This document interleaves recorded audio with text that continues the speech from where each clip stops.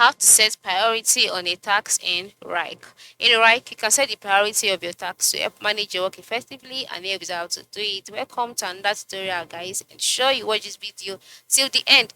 So the first step is by using importance level, and then how can you do this? By going to your folder or the task that you would like to set a priority for.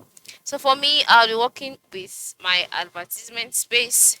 That is where the task I want to set a priority for is located.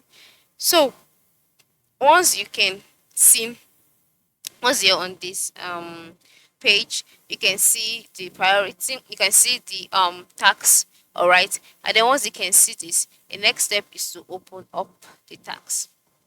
All right, and once you click on the tax, by the right side of the screen a box will be displayed showcasing the tax. So for further info about the tax, you can just go to the top part of the screen, click on the more action button, and then click on enter full screen so you can see the tax option properly.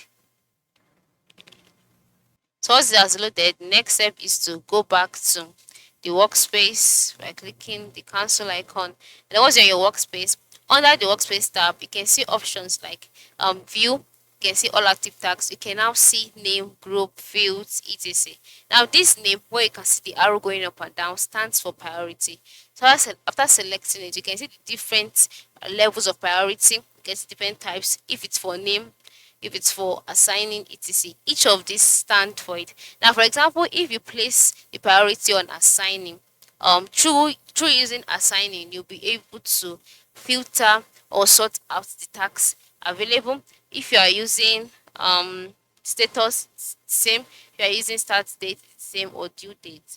So this is basically how to do it. All right, this is how you can set priority to a task or on the task in Wrike. So after setting that priorities, you'll be able to focus on what matters most and most importantly, stay organized. Thanks for watching and have a good day.